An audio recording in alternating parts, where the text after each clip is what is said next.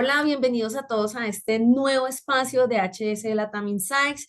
Este es nuestro primer episodio. Estamos supremamente emocionados de poder compartir estos espacios de conocimiento y experiencias con diferentes personas de Latinoamérica, con expertos que retroalimenten los temas y realmente nos ayuden a potenciar muchísimas de nuestras habilidades y las gestiones que estemos haciendo al interior de diferentes compañías en temas de SST.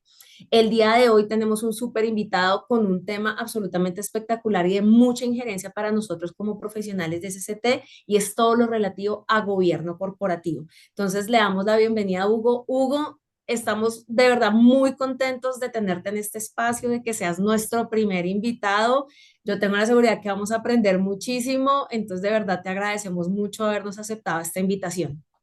Pau, para mí es un placer volverte a ver, es un placer estar en contacto con todos nuestros amigos de Perú, de Latinoamérica, porque sé que se adhieren muchos profesionales a esto y para mí es un placer y un honor hacer parte de esta apertura a estos espacios tan interesantes.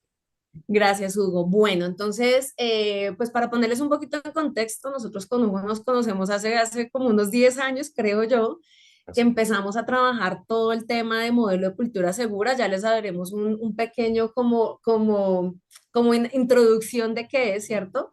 Y a partir de eso, pues digamos que en esos 10 años que nos llevamos conociendo con Hugo, pues tuve la oportunidad de acercarme un poco a ese modelo, conocer qué es un gobierno corporativo, cuál es la importancia y digamos que este tema por eso lo traemos a colación a esta conversación.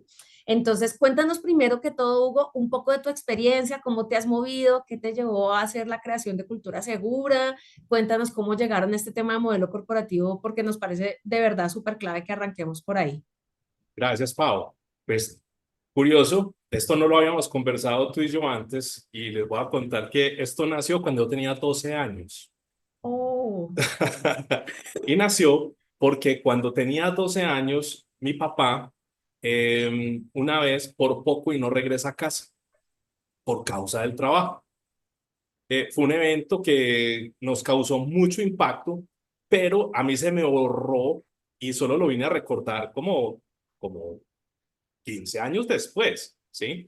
Lo cierto es que a través de ese evento familiar en el que mi papá llega de un momento a otro asustado, en fin, y nos cuenta la reacción que tuvo mi hermano, que es 4 años menor que yo, o sea, tenía 8 años más o menos, es que por 4 días seguidos se levantaba a las 5 de la mañana antes de que mi papá volviera a salir al trabajo y le decía, ¿cierto que vas a renunciar? Era una cosa curiosa porque pero fue muy impactante para el hogar, ¿sí? Bueno, lo cierto es que después de esos 4 días la vida siguió normal, todos volvimos a la cotidianidad, mi papá siguió trabajando, nosotros y ya no hubo como ese tipo de angustias. Pero ya una vez me hice psicólogo muchos años después y tuve la maravillosa oportunidad de trabajar en la psicología aplicada a la seguridad y la salud que fue un accidente. Cuando estudié en el pregrado jamás imaginé que yo iba a dedicarme a esto. Me imaginaba como psicólogo clínico, como psicólogo educativo, un montón de cosas, pero por accidente llegué a trabajar en seguridad y salud. Más o menos a los 3 meses de estar trabajando en esto, eh, me, me llega un requerimiento y era acompañar a una familia que estaba en shock, hacer primeros auxilios psicológicos, una familia que recién había perdido a, al esposo y papá, ¿sí? Porque había muerto en una obra de construcción. Yo atendía a la familia en ese momento tan doloroso, pero como psicólogo yo sentí que algo me conmovió. O sea, a mí me tocó ese caso. Después de eso, fue que me puse a pensar qué fue, pero por qué ese caso me había llegado tanto. Y como unos 4 días después, Pavo, fue que me di cuenta del evento de mis 12 años, ¿sí? Me di cuenta, claro, yo me había conmovido porque esa familia estaba destrozada. Era un señor que trabajaba en una obra de construcción, una varilla había caído de un piso alto y lo atravesó y él wow. fallece.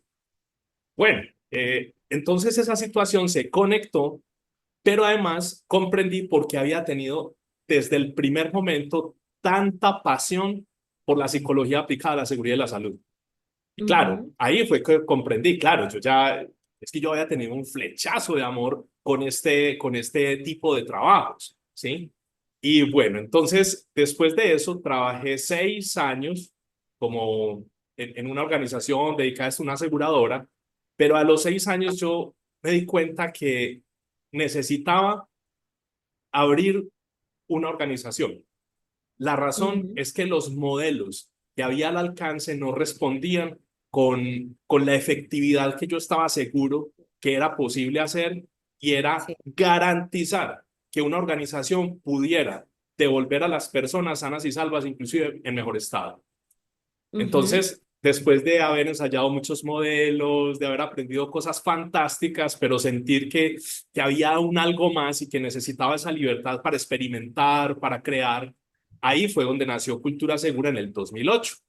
ok, Y en el 2012 se configura el modelo Cultura Segura, que es un modelo, que es una herramienta alterna a la que hay en el mercado. Hay muchos modelos de transformación ujú, cultural, ¿sí? sí, Digamos, el más famoso hoy por hoy es Visión Cero, ¿sí? Es un modelo sí, muy, muy famoso. está dando mucho pie. Antecesoramente, sí, sí, y es un modelo muy lindo, el cual también tuve la oportunidad de conocer. Y pero precisamente por conocer este y muchos otros modelos, nace el modelo Cultura Segura.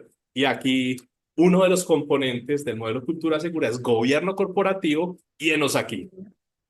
Súper bien, pues esa historia realmente no la conocía, me parece además súper fabuloso porque mira que definitivamente muchas de nuestras experiencias que vamos adoptando, ¿cierto? O sea, que van saliendo, sea en tu niñez, sea en tu adolescencia, sea ya en tu inicio de adultez, van marcando ciertas cosas que van pasando y generalmente nosotros los profesionales, que por muy buena suerte y por pasión llegamos a seguridad y salud en el trabajo, porque como tú obviamente mi profesión de base es otra, nos damos cuenta que todas esas experiencias que hemos tenido son de una u otra manera las que fomentan parte de las bases que tenemos ahorita, ¿no?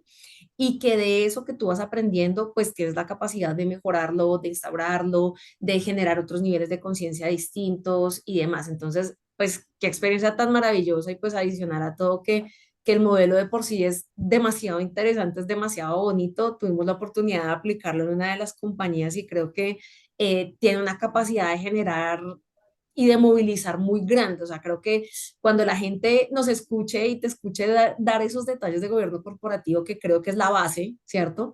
Se van a dar cuenta porque este tema tiene una relevancia tan alta que empresas como nosotros denominamos de talla mundial arrancan por ahí, o sea, no arrancan por otra cosa, sino realmente arrancan por ahí, y que todas esas experiencias que tú nos traes en esta conversación, pues realmente son las que resaltan de una manera bastante especial por qué es tan clave tener gobierno corporativo en todas las compañías, independientemente del tamaño, ¿no? Porque aquí no estamos hablando de que esto se tiene que hacer, sino que debe nacer. O sea, no es un tener, sino que nazca una voluntad bien importante para hacer gobierno corporativo.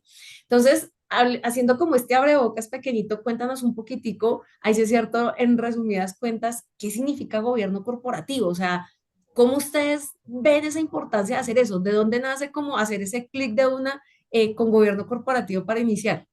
Por supuesto. Para llegar a gobierno corporativo me gustaría hacer como dos estaciones porque hará mucho sentido. La primera estación es ¿por qué gobierno corporativo se convierte en una variable? Resulta que los modelos más frecuentes, hay dos modelos que están muy en la mente de las personas de madurez cultural.